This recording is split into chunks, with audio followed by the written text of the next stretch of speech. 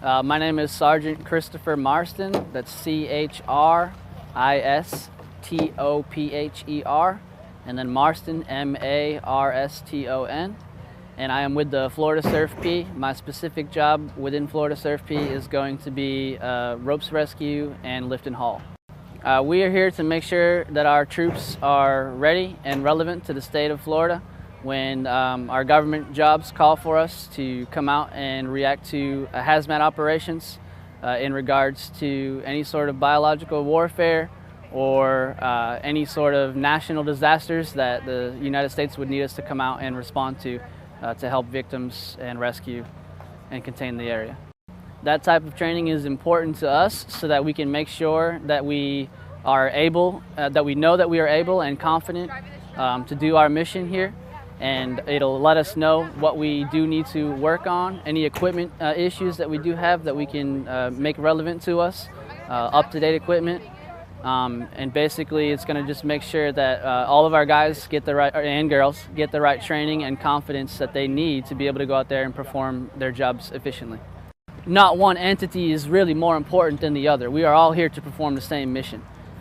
So working with the different entities and the different units gives us a nice diverse, different views on things and helps us perform our mission to the best of our abilities. By having a volunteer unit, your overall camaraderie with your soldiers or all units is very high, and I think that is very helpful in making sure that we accomplish our mission on time and as well as safely and positive. So my name is Christopher Wessler, Christopher, Wessler, Wessler. Master Sergeant with the Florida National Guard, the 125th Medical Group, Detachment 1. The S&E team lead for our CERFP purposes, but I'm just a regular 4-0 search and extraction medic.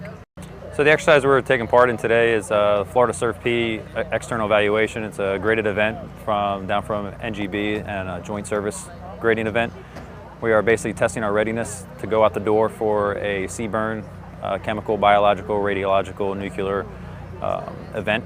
And it's basically getting our package together that's composed of decon, medical, and search and extraction, and if we can respond to an emergency within the third operational period, which is about 24 hours after.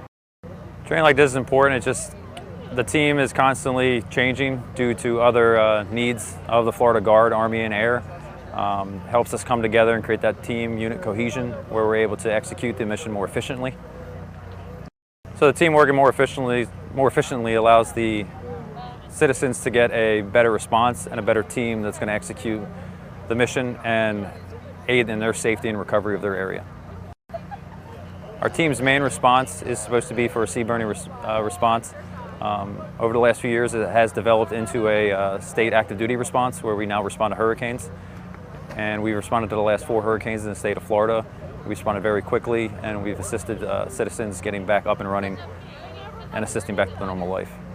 Generally, you would think with so many different people, different units, different personalities coming together, you think it would be difficult, but it's actually really nice to see how easily everybody gels together and how everybody, even though they have different ideas, they can all come together for the same unit and same mission task. So right now, for our external evaluation, we are mainly working with military partners from different states. During our hurricane responses, we work with civilian entities, fire departments that are comprised of task force. We work with FEMA as well. And then every other training event we do, we actually work with air units as well as ground and water units and the FWC. So our response today is that an event occurred at Columbia, South Carolina. We are responding in the 3rd operational period, which is 24 hours after the event. We are currently sending down a recon team to the hot zone area, the area that was hit initially, to see what kind of patients and destruction was done. From there, we have a decon unit that's setting up to decon all patients that come through so they can be seen medically. From there, they go to medical and get re-triaged or prioritized by their injuries. Medical stabilizes them, and then we transport them out to their local Trauma 1 Center facility. Okay.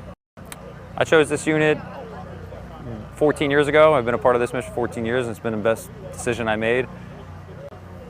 I think everybody here enjoys what they do, and that's why they volunteer for it, and also the team camaraderie that comes with it. I'm Staff Sergeant Leyte. I belong to the 125th Fighter Wing Force Support Squadron, part of the Fatality Search and Recovery. team. I am the team lead for Alpha Team. So really, this is a great opportunity for all these units to come together and practice what we do on a day in and day out basis. This is our ex-eval. Every 3 years we go through it, and it's where all the units come together and we practice what we do, whether it's medical, whether it's search and extraction, whether it's what we do, fatality, search and recovery. So we're out there recovering the deceased members, but it's really a great opportunity for us to all work together and pass this thing as a whole team.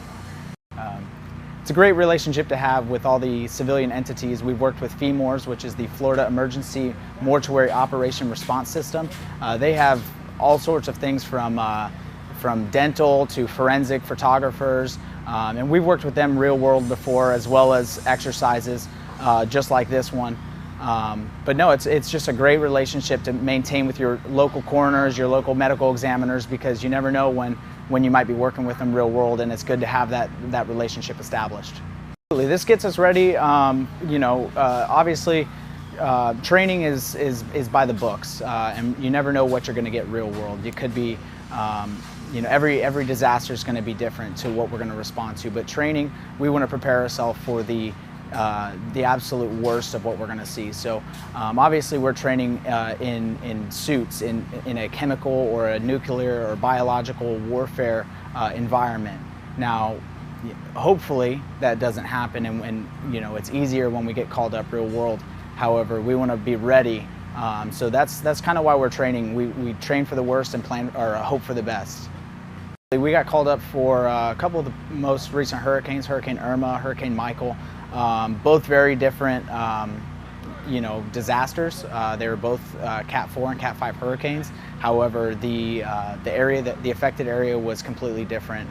Hurricane Irma destroyed the Keys down in South Florida, and our response down there was very different because of the path that the hurricane took than it was for Hurricane Michael. Hurricane Michael was an overnight attack, really, of the northern panhandle of Florida, and our response there was much different, where we got full hands-on experience, and luckily this team was trained enough and we got enough exposure in these type of exercises that we were able to succeed and really do a good deed for the people of the panhandle in Florida, and try and put their lives back together.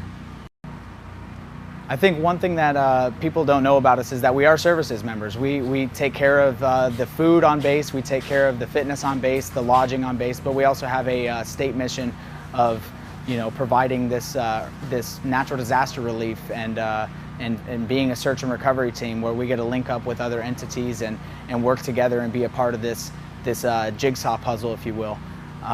So it's a great thing that a lot of people don't know, that this is a services mission, and it's run by the same people that are cooking your meals, the same people that are running your PT tests, the same people that are booking your lodging. We're also out there, and we're on the ground with you guys. Lieutenant Colonel Wainer, W-A-I-N-E-R, first name Kylie, K-Y-L-I-E. The unit I'm in is with the 125th Fighter Wing, Det 1. Florida CERFP, I am the medical director. Okay. So our mission from a medical standpoint is to take care of as many casualties as we can, as swiftly and safely as possible, and to do the greatest good that we can. It's a great working partnership to come together from different areas of the state or surrounding states. We all bring something different to the table. Our particular goal is the medical aspect, and we bring that expertise to the table. Training like this is important so that as a unit we are ready to protect our state and surrounding states whenever that need may arise. Our overall mission is to respond to any chemical, biologic, radiologic events that would occur in the state or surrounding states. We also respond to any local missions such as hurricanes and provide medical support for that. The training we receive here is of utmost importance. We train every single drill from all ranks, the bottom to the top, so that we're ready to help those in need. I'm an emergency physician. I joined because I wanted to be a part of this special mission. Also, the ability to meet people from all different walks of life and to come together to execute our mission really enticed me. Okay, it's Colonel Michael Ladd, L-A-D-D. I work with the Florida National Guard as a Director of Military Support in J3. This is part of a normal evaluation that the SSgt Enhanced Response Force Package, or SERFP, they go every 18 to 24 months to do an evaluation of their skills to make sure that they can deliver on the tactical missions that they've been given by national authority and through the state command and control channels. Okay. The easiest metaphor that I can use is kind of like using both your left and right hands. The introduction and the integration of both Air and Army assets, SERFP is a perfect poster of that, where we've got the medical triage and the fatality search and recovery teams from the air, and then we've got the Army doing the decontamination and the search and extraction. It really brings the left and right hands in concert. Where this particularly makes sense for Florida's case is with the hurricane support and the hurricane response that we've done, we've found that those equities and those efficiencies that are accomplished through joint operations are truly realized when it actually comes to matter. Well, it's unique because what we've done in the state of Florida is we've taken that SERFP, and while we do train for that 0.001% day, the worst day in America, what we found is that the utilization during hurricane and state response activities, we are responding with the evaluators that you see out here. So the fire chiefs, the fire department, the folks that are the experts at what they do, the first responder community, they're the ones that are training us on this tactical task. They're the ones that we're going to respond. So when we see them on site and we see them in hurricane support, they know, oh, hey, that's Florida Guard. I know what they can do, I know what they can't do, and it's a maximum utilization of what our skill sets can be used for. Training like this is important because none of this, I mean, while it does mirror a lot of the job titles, the MOSs or the AFSCs, the titles and the duties that the military members do, it's the gaps, it's the seams, it's bringing that team together. So if you don't bring that team together, then those are what come out, those gaps come out and potentially could stall or make you less than great. So the more times we can get together, the better we learn our strengths and weaknesses of our teammates, and the better we can make sure that we've got operating procedures in place that makes that response seamless. Yeah, I can tell you it started back in earnest in Irma, Hurricane Irma, where the fatality search and recovery teams helped augment the county coroner's office with staffing, and then went forward also to start looking at boats, upturned boats, to see if there was deceased people in there as well.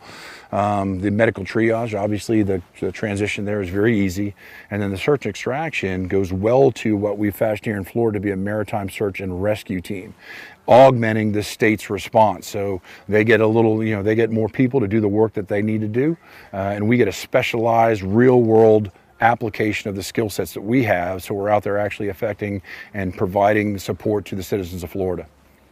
From the outside looking in, it does seem, from somebody that kind of looks at it, is kind of linear in approach like that, but each one of these feeds into the next. Where search and extraction will find these victims with the Air National Guard medics embedded, and they'll process them through decontamination because this is a contaminated environment, and then after that it goes up to medical triage. They get medically triaged, and then they get pushed out to the back. Now, command and control is another section that oversees the entire operation. The communications from the Air National Guard then also brings that entire space together to make sure it all works together. So it is aligning, and it's a separate bunch of units that all work together. It's kind of like your fingers in your hands. We've got all these fingers, and they're all good fingers. When we bring it together, that hand is super powerful. Yeah, I don't think it can be overstated that this team was assembled for that worst day in America. However, the application and recurring application annually for hurricane support, and it looks like it hadn't gotten any less busy. It's exercises like this that form those bonds and continue to help us practice. Absolutely critical that we continue to work these exercises like this in this manner.